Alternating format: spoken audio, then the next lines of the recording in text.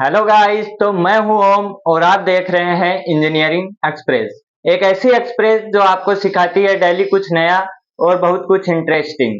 तो गाइस, पिछले वीडियो में हमने देख लिया था फ्लूइड क्या होता है। फ्लूइड के बारे में हमने और भी सारी चीजें देखी थी, मैकेनिक्स की ब्रांचेज देखी थी और हमने लास्ट में कहाँ छोड़ा था, कॉन्सेप्ट ऑफ कंटिन्यूम पे छोड़ा था। तो वो सारी चीजें हमको समझ में आ गई थी। वो एक क्या था, बेस था हमारा। असली चैप्टर हमारा अब शुरू होगा। वो हमको थोड़ा बहुत नॉलेज होना चाहिए था, ताकि हमको जब भी कोई पूछे कि फ्लूइड क्या होता है, फ्लूइड की हम कैसे स्टडी करेंगे, वो चीज हमको पता होनी चाहिए। पूछी कहीं जाती नहीं है पेपर वेपर में, लेकिन हमको एक आइडिया होना चाहिए किसी भी चीज के बेस के लिए कि ऐसा कुछ होता है, ताकि आपको आगे की अच्छी अंडरस्टैंडिंग बनती रहे। तो गाइज, आज हम पढ़ने वाले हैं प्रॉपर्टीज ऑफ फ्लूइड। काफी इंपॉर्टेंट चीज है, पूरे चैप्टर में घूम घूम के काम आएगा।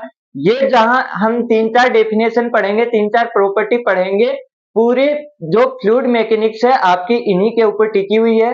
तो आप ध्यान से सुनिए, कॉपी पेन लेके बैठिए, आप डेफिनेशन को समझिए, चीजों को समझिए। समझना ज्यादा इंपॉर्टेंट है, ना कि लिखना और पेपर में लिखना। आपको पता होना चाहिए कि क्या क्या कैसे कैसे हो रही है चीजें, रियल लाइफ में ये चीजें कहाँ पे अप्लाई हो रही हैं और हम कैसे इनको पढ़ रहे हैं। तो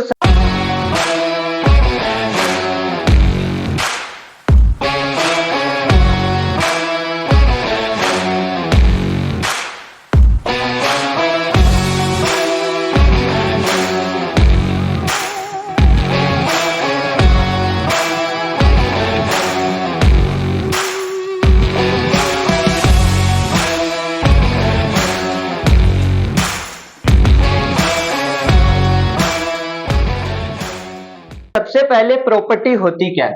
प्रॉपर्टी क्या होती है? प्रॉपर्टी नाम से आपने कई बार नाम सुना भी होगा इस चीज का कि प्रॉपर्टीज। प्रॉपर्टीज होती क्या है? प्रॉपर्टीज आप थर्मोडायनेमिक्स में भी पढ़ते हैं, प्रॉपर्टीज यहाँ पे भी पढ़ते हैं। प्रॉपर्टीज होती क्या है? प्रॉपर्टीज वो चीज होती है जो क्या है, किसी और चीज से इंडिपेंडेंट हो और हमको क्या करे, जो हमारा सिस्टम है उसको आइडेंटिफाई करने में मदद करे। जैसे हमारे पास ये कोई सिस्टम रखा हुआ है, कोई ब्लॉक रखा हुआ है, तो हमको ये बताए कि इसका क्या चीज है।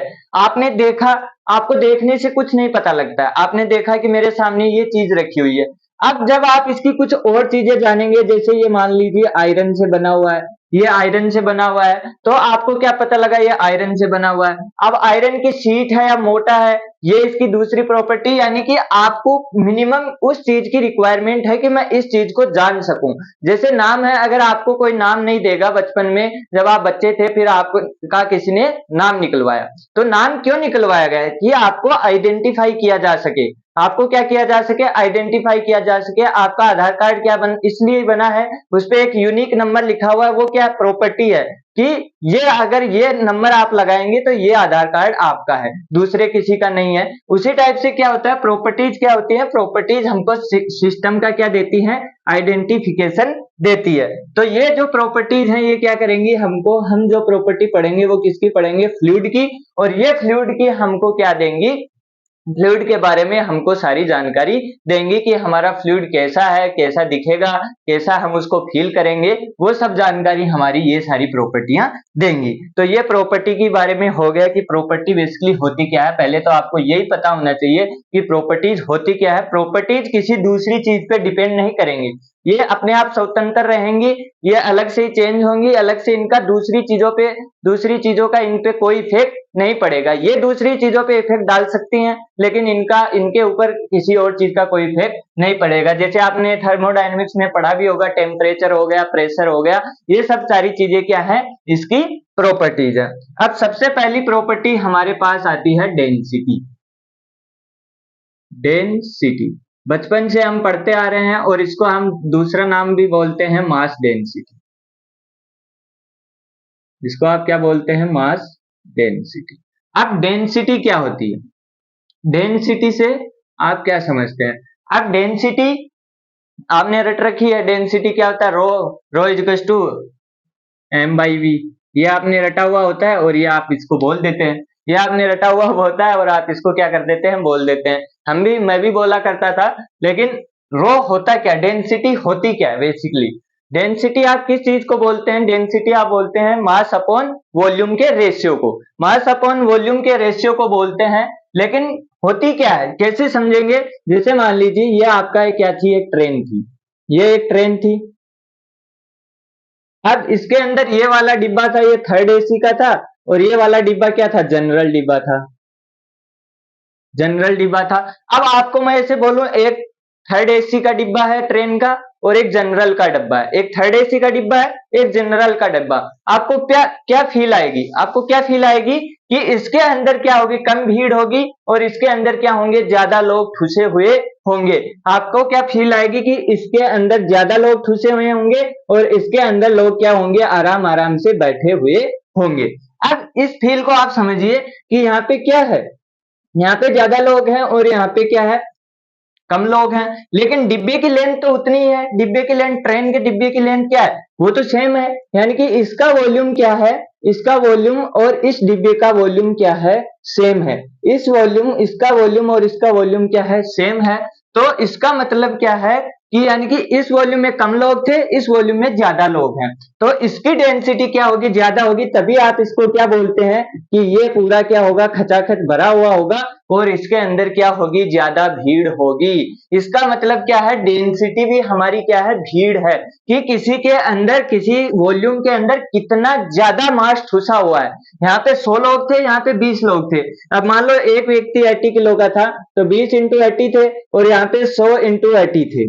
यानी कि हमारा वॉल्यूम उतना ही है, लेकिन उसके अंदर मास कितना ठुसा हुआ है, वो क्या बताती है, हमारी डेंसिटी बताती है। डेंसिटी दूसरा आप देख सकते हैं, जैसे ये आपके पास कोई ब्लॉक था, ये आयरन का ब्लॉक था, और सेम साइज का ब्लॉक किसका था, लकड़ी का था। सेम साइज का ब्लॉक क्या था, लकड़ी का था। अब आप किसको उठाएंगे तो भारी लगेगा? आप बोलेंगे कि आयरन वाले को उठाएंगे तो भारी लगेगा। क्यों लगेगा? क्योंकि इसी वॉल्यूम में आयरन क्या है, ज्यादा ठुसा हुआ है, आयरन का मास ज्यादा है और लकड़ी का मास क्या है, कम है। वुड का मास क्या है, कम है, और आयरन का मास क्या है, ज्यादा है। इसलिए आप क्या बोलेंगे कि इसकी डेंसिटी भी क्या होगी, ज्यादा होगी। तो ये होता है डेंसिटी की फीलिंग, कि हमारे पास क्या होता है, वॉल्यूम उतना ही है, वॉल्यूम उतना ही है, लेकिन उसके अंदर मास कौन ज्यादा ऑक्यूपाई कर रहा है, वो मास, और उस मास और उस वॉल्यूम का रेशियो हमारे पास क्या होता है, डेंसिटी होती है। और दूसरे वर्ड में आप इसको भीड़ भी मान सकते हैं, कि थोड़े कम वॉल्यूम के अंदर कितनी ज्यादा भीड़ है, उस चीज को भी आप क्या बोल सकते हैं, डेंसिटी बोल सकते हैं। आई बात समझ में?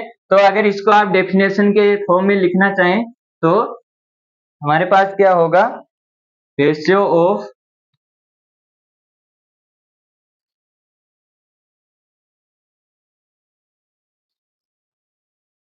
मास अपॉन, यानी कि इसको आप ऐसे लिख सकते हैं, मास अपॉन वॉल्यूम, और ये हमारी क्या हो जाएगी, डेंसिटी, और इसको आप लिखते हैं m अपॉन v। आई बात समझ? अब इसकी यूनिट, यूनिट क्या होगी, मास की यूनिट क्या होती है, केजी होती है, और इसकी यूनिट क्या होती है, मीटर क्यूब। तो ये क्या हो जाएगी, केजी पर मीटर क्यूब। आई बात समझ में? तो डेंसिटी की यूनिट क्या हो जाएगी, केजी पर मीटर क्यूब। ठीक है। अब हमारे पास आता है कुछ स्टैंडर्ड वैल्यू है हमारे पास, यानी कि रो वाटर का, रो वाटर का कितनी डेंसिटी होती है, वाटर की डेंसिटी होती है 1000 केजी पर मीटर क्यूब। अब आपको ये तो पता है वाटर की डेंसिटी कितनी होती है, 1000 पर मीटर क्यूब, लेकिन इसका समझ क्या आ रहा है, इसकी फीलिंग क्या है, इसकी फीलिंग यह है कि आपके पास एक क्या था, टैंक था, एक टैंक था, ये टैंक था, ये 1 था, इसका 1 मीटर लेंथ था, 1 मीटर हाइट था, और 1 मीटर क्या था, इसका विड्थ था। ये 1 मीटर के थे, तो इसका वॉल्यूम कितना हो गया, 1 मीटर क्यूब, 1 मीटर क्यूब हो गया। अब इसके अंदर पानी भर दो, इसके अंदर पानी भर दो, और फिर इसको वेट मशीन पे रखो, आपका वजन कितना आएगा, 1000 केजी आएगा। इसका वेट कितना आएगा, 1000 केजी आएगा। ये मतलब होता है डेंसिटी का। आई बात समझ में? अब इसको आपने क्या किया, आपने पानी लिया और पानी से इसको क्या कर दिया, फिल कर दिया। आपने इसको क्या कर दिया, पानी से क्या कर दिया, फिल कर दिया। पानी से जब आपने इसको फिल किया और आपने इसको तोला, आपने इसको वेट मशीन पे रखा, तो वेट मशीन ने इसका वेट कितना बताया 1000 केजी, वो होती है आपकी डेंसिटी। आई बात समझ में? यानी कि 1 मीटर क्यूब में, 1 मीटर क्यूब के वॉल्यूम में ये कितना वजन कैरी करेगा 1000 केजी। वहीं इसकी जगह आप क्या करेंगे, मरकरी फिल करेंगे। आपने वाटर नहीं फिल किया, आपने मरकरी फिल कर दिया, तो वो क्या आएगा, रो मरकरी कितना आएगा 13600 केजी पर मीटर क्यूब, इतना इसका वेट आएगा। यानी कि आपने 1 मीटर क्यूब का क्या लिया, क्यूब लिया, उसके अंदर आपने मरकरी भरना चालू किया तो इतना केजी उसके अंदर मरकरी भरा जाएगा। आई बात समझ में? और अगर आप इसी के अंदर एयर भर देंगे, एयर भर देंगे तो 1.16 केजी पर मीटर क्यूब, यानी कि सिर्फ 1.16 किलो एयर इसके अंदर आएगी जब आपका कंटेनर क्या होगा, 1 मीटर क्यूब का होगा। तो ये होती है आपकी डेंसिटी। आई बात समझ में? ठीक है, तो ये कुछ स्टैंडर्ड वैल्यू थी। और ये वैल्यू कहाँ पे होती है, ये वैल्यू आपकी होती है जब आपका प्रेशर क्या हो, प्रेशर आपका हो 1 atm, 1 एटमॉस्फेरिक प्रेशर, और टेम्परेचर हो आपका कितना, 4 डिग्री सेल्सियस। आई बात समझ में? 4 डिग्री सेल्सियस क्यों? क्योंकि 4 डिग्री सेल्सियस पे वाटर क्या होता है, अपनी मैक्सिमम डेंसिटी में होता है। ये हम कौन सी डेंसिटी लेते हैं, मैक्सिमम डेंसिटी। ये कहाँ पे होंगे दोनों, ये दोनों होंगे आपके एनटीपी पे। एनटीपी जहां पे टेम्परेचर 20 डिग्री सेल्सियस और प्रेशर क्या होगा आपका 1 atm। तो ये चीज भी आपको ध्यान रहनी चाहिए कि ये 4 डिग्री सेल्सियस पे और 1 atm पे 1000 होती है, और ये 20 डिग्री सेल्सियस और 1 atm पे क्या होती है, इतनी होती है। अगर यहाँ पे टेम्परेचर प्रेशर वेरी करेंगे तो डेंसिटी वेरी होगी। ठीक है, अब बात आती है हमारे पास टेम्परेचर और प्रेशर के साथ हमारी डेंसिटी कैसे चेंज होगी। आपको क्या लगता है, टेम्परेचर के साथ हमारी डेंसिटी क्या होगी, बढ़ेगी या घटेगी? हमारी डेंसिटी क्या होगी, घटेगी। हमारी डेंसिटी क्या होगी, ये रो था, ये टेम्परेचर था, तो हमारी डेंसिटी क्या होगी, हमारी डेंसिटी घटेगी। क्यों घटेगी? क्योंकि जैसे ही आपने क्या किया, कोई वाटर था, जैसे मान लो यहाँ पे वाटर था, और वाटर को आपने यहाँ पे क्या कर दिया, उबालना शुरू कर दिया। वाटर को आपने क्या कर दिया, नीचे से हीट करना शुरू कर दिया। जैसे ही हीट करना शुरू किया तो इसका वॉल्यूम क्या हो जाएगा, बढ़ने लग जाएगा। आपको पता है वॉल्यूम क्या हो जाएगा, बढ़ने लग जाएगा, क्योंकि जो मॉलिक्यूल थे वो क्या हो गए, टूटने लग गए। मॉलिक्यूल के जो आपस में बॉन्डिंग थी वो टूटने लग गई, और वो इधर उधर भागने लग गए। इधर उधर जैसे ही भागे, इसका वॉल्यूम क्या हो गया, इंक्रीज हो गया। इंक्रीज हो गया वॉल्यूम, तो m/v होता है मास, तो उतना ही था। वॉल्यूम बढ़ा तो आपकी डेंसिटी क्या हो गई, कम हो गई। आई बात समझ में? तो आपकी डेंसिटी टेम्परेचर बढ़ने के साथ क्या हो जाएगी, कम हो जाएगी। और अगर आप प्रेशर बढ़ाएंगे, अगर टेम्परेचर आपने बढ़ाया तो आपकी डेंसिटी कम हो गई। आपने प्रेशर बढ़ाया, प्रेशर बढ़ाएंगे तो वॉल्यूम क्या होगा, कम होगा। वॉल्यूम क्या होगा, अगर इसी के ऊपर आपने पिस्टन लगा दी और इसको क्या कर दिया, दबाना शुरू कर दिया। दबाना जैसे ही शुरू किया, मास उतना ही है और आपका वॉल्यूम क्या हो जाएगा, वॉल्यूम कम हो जाएगा। वॉल्यूम कम हुआ तो डेंसिटी क्या हो जाएगी, डेंसिटी बढ़ जाएगी। डेंसिटी क्या होगी, बढ़ जाएगी। और गैस के केस में आप सोचिए, अगर गैस के केस में आपने प्रेशर बढ़ाया, कितनी जल्दी आपकी डेंसिटी बढ़ेगी वो आप सोच सकते हैं। और अगर टेम्परेचर बढ़ाया तो टेम्परेचर भी एयर के अंदर, गैस के अंदर बहुत जल्दी बढ़ता है, तो उसकी डेंसिटी बहुत जल्दी कम हो जाएगी। ठीक है, तो ये थे सारे इफेक्ट डेंसिटी के, सारी बातें डेंसिटी के बारे में। अब डेंसिटी की और कुछ चीजें देखते हैं, ये सारी चीजें आप नोट कर लो डेंसिटी के बारे में। हमने क्या क्या देखा, डेंसिटी होती क्या है, डेंसिटी होती है रेशियो ऑफ मास और वॉल्यूम का रेशियो होता है, मास अपॉन वॉल्यूम। यूनिट क्या होती है, केजी पर मीटर क्यूब। यहाँ पे इसका रो कितना होता है, 1000 केजी पर मीटर क्यूब। ये इसका, और टेम्परेचर बढ़ाने पे हमारा डेंसिटी कम होगा, प्रेशर बढ़ाने पे हमारा डेंसिटी बढ़ेगा। मेन बात यह है कि आपको डेंसिटी की फीलिंग पता होनी चाहिए कि हम इतना वॉल्यूम लेंगे तो हमारा इतना क्या होगा, इसका मास कैरी होगा। ठीक है, तो ये था आपका क्या, मास डेंसिटी। दूसरी चीज आपके पास आती है वेट डेंसिटी। वेट डेंसिटी क्या होती है,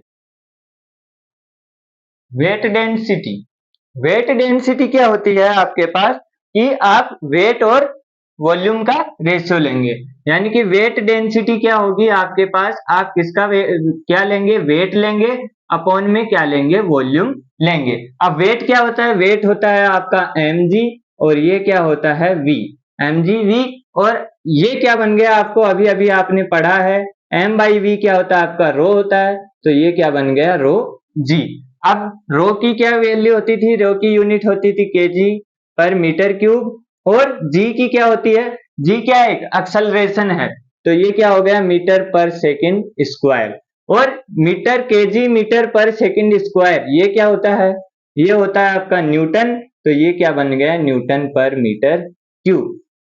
तो ये हो गई आपकी वेट डेंसिटी।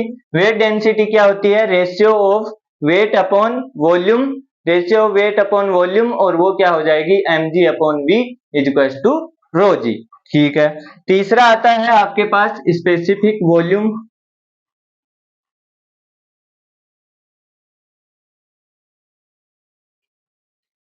स्पेसिफिक वॉल्यूम आपके पास क्या होता है, स्पेसिफिक वॉल्यूम आपका होता है ratio upon volume upon ratio of volume with respect to mass, यानी कि वॉल्यूम और मास का रेशियो क्या होता है आपका स्पेसिफिक वेट, स्पेसिफिक वॉल्यूम क्या होता है v अपॉन m, यानी कि वॉल्यूम अपॉन मास, और ये आपको किसका जस्ट उल्टा दिख रहा है, अगर मैं इसको ऐसे लिखूं तो ये क्या हो जाएगा 1 अपॉन m/v, और m/v को आप जानते हैं वो क्या होता है रो होता है, तो ये क्या हो जाएगा जस्ट उसका उल्टा, और इसकी यूनिट क्या हो जाएगी मीटर क्यूब पर केजी, तो ये इसकी यूनिट हो जाएगी।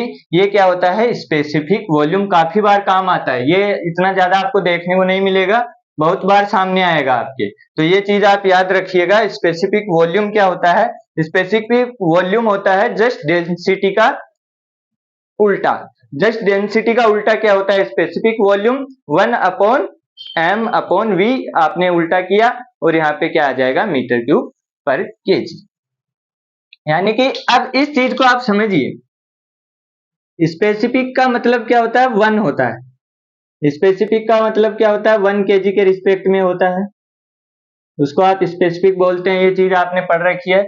यहाँ पे क्या बोल रहा है, इस चीज का मीनिंग क्या है, आपने डेंसिटी का मीनिंग देखा कि 1 मीटर क्यूब का वॉल्यूम था तो आपका कितना केजी क्या हो रहा था, मास उसके अंदर जा रहा था, लेकिन लेकिन लेकिन अगर अब क्या है आपके पास 1 केजी का ब्लॉक है, 1 केजी का ब्लॉक है, वो कितना वॉल्यूम ऑक्यूपाई कर रहा है, वो आपके पास क्या है स्पेसिफिक वॉल्यूम, यानी कि आपके पास 1 केजी का ब्लॉक है लकड़ी का, 1 केजी का ब्लॉक है आयरन का, 1 केजी का ब्लॉक है किसी और चीज का, या कुछ भी आपके पास 1 केजी है, वो कितना आपका वॉल्यूम ऑक्यूपाई कर रहा है, वो क्या होगा, वो होगा आपका स्पेसिफिक वॉल्यूम, यानी कि जस्ट डेंसिटी का उल्टा, डेंसिटी में हमारे पास वॉल्यूम था उसके अंदर हम मास डाल रहे थे, लेकिन स्पेसिफिक वॉल्यूम के अंदर हमारे पास मास है और हम उसका वॉल्यूम कैलकुलेट कर रहे हैं,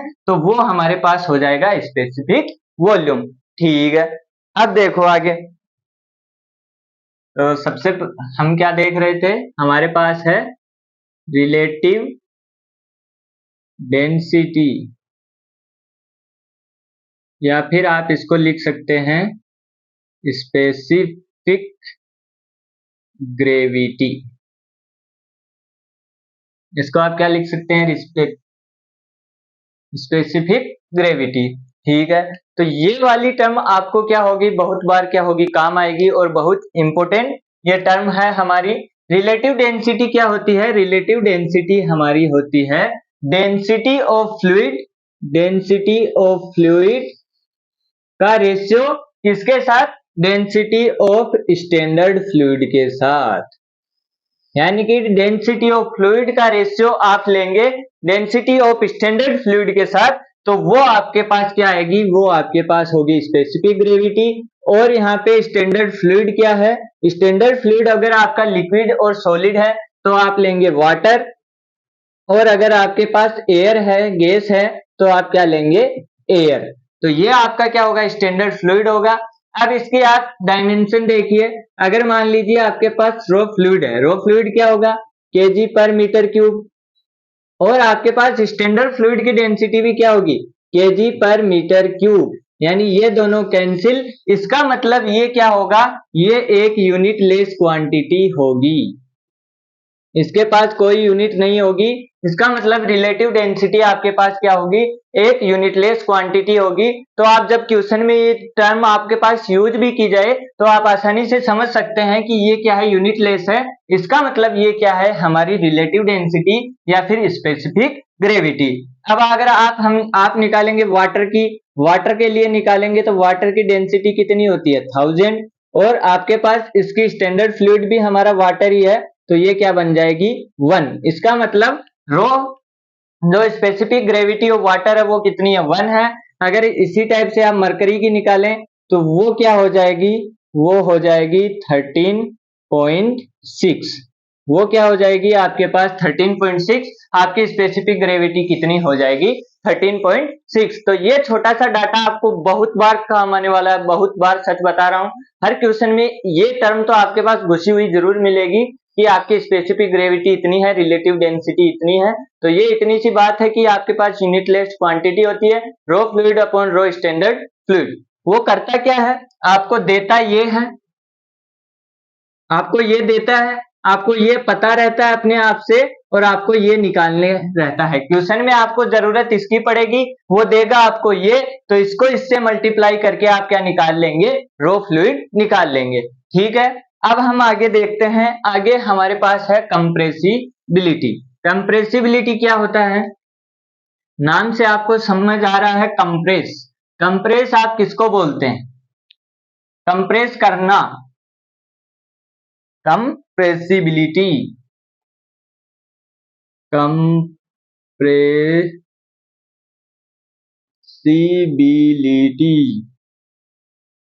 कंप्रेसिबिलिटी क्या होती है, कंप्रेसिबिलिटी आपके पास होती है कि आप क्या कर सकें, कोई जैसे मान लीजिए ये आपके पास क्या था, कंटेनर था, इसके अंदर आपके पास गैस थी, आपके पास गैस थी। अब कंप्रेसिबिलिटी क्या बोलती है कि आप इसको कितना दबा सकते हैं, आप इसको कितना कंप्रेस कर सकते हैं, वो क्या होती है, इसकी कंप्रेसिबिलिटी होती है। यानी ये आपके पास एयर थी, गैस थी, आप इसको यहां तक ले आए, पिस्टन को आप कहां तक ले आए, पिस्टन को आप यहां तक ले आए, यानी कि इतना आपने इसको दबा दिया। ये क्या है, इसकी क्या है, कंप्रेसिबिलिटी, यानी कि ये इसकी कंप्रेसिबिलिटी है। अगर यहीं पे आपके पास वाटर हो, आपके पास क्या हो, वाटर हो, तो क्या आपको लगता है आप इसको दबा पाएंगे इतना, क्या आपको लगता है आप इस पिस्टन को इतना नीचे ला पाएंगे, ये कहीं यहाँ पे आ जाएगी लेकिन इसके जितनी यहाँ पे नहीं आएगी। यानी कि ये क्या होगा, वाटर क्या होगा, इससे थोड़ा कम कंप्रेस होगा। और वहीं पे अगर मैं सॉलिड रख दूं, वहीं पे आपने अगर कोई सैंड वगैरह रख दी, मिट्टी वगैरह रख दी, सैंड वगैरह कोई पत्थर वत्थर रख दिए, तो क्या आपको लगता है आप इसको जरा सा भी हिला पाएंगे, अगर बहुत ज्यादा आपने प्रेशर लगाया तो ये थोड़ा बहुत हिलेगा, लेकिन इसके जितना तो कभी नहीं हिलेगा। इसका मतलब आपके पास क्या हुआ, कंप्रेसिबिलिटी आप को क्या बताती है कि आप उसके ऊपर कोई पर्टिकुलर प्रेशर लगा रहे हैं और आप उसको कितना कंप्रेस कर सकते हैं, आप उसका वॉल्यूम कितना कम कर सकते हैं, वो कौन बताती है, वो बताती है आपकी कंप्रेसिबिलिटी। यानी कि आपने एक यूनिट प्रेशर लगाया तो आपने उसका कितना वॉल्यूम कम कर दिया, वो क्या होगा, कंप्रेसिबिलिटी। और आप इसको किससे लिखते हैं, आप इसको बीटा से लिखते हैं, और वो क्या हो जाएगा, 1/v dv upon dou p।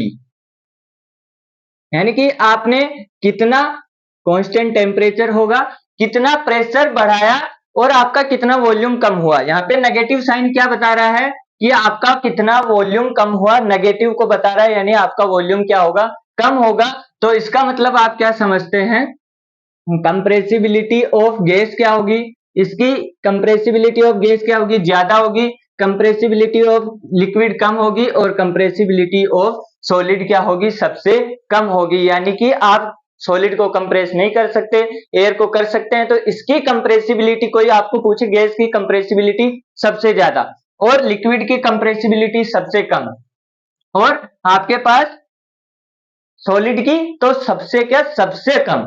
आई बात समझ में। फिर दूसरी चीज हमारे पास आती है बल्क मॉडुलस, या फिर आप बोले बल्क डेंसिटी। तो आप इसको क्या बोलेंगे, बल्क मॉडुलस यहाँ पे ज्यादा सही रहता है, ये आपने नाम सुना होता है। आई बात समझ में। तो बल्क मॉडुलस को आप किससे डिनोट करते हैं, के से डिनोट करते हैं, जो किसका उल्टा होता है, कंप्रेसिबिलिटी का। ये चीज आपको ध्यान में रहनी चाहिए, जो किसका अपोजिट होता है, कंप्रेसिबिलिटी का। तो यहाँ पे कंप्रेसिबिलिटी क्या हो जाएगी, कंप्रेसिबिलिटी हो जाएगी आपकी डोपी डोवी अपॉन वी। आई बात समझ। ये क्या हो जाएगी आपकी बल्क मॉडुलस। बल्क मॉडुलस क्या कहता है, बल्क मॉडुलस बोलता है कि आप किसी चीज को कितना कम कंप्रेस कर पा रहे हैं, कितना। बात ध्यान से सुनना, कंप्रेसिबिलिटी क्या बोल रही थी कि आप किसी चीज को कितना कंप्रेस कर पा रहे हैं। बल्क मॉडुलस क्या बोल रहा है कि आप किसी चीज को कितना कम कंप्रेस कर पा रहे हैं, यानी कि आपने सॉलिड सबसे कम कंप्रेस कर पाए, इसका मतलब के क्या होगा, इसका सबसे ज्यादा होगा। सॉलिड का बल्क मॉडुलस सबसे ज्यादा होगा, एयर का क्या होगा, सबसे कम होगा।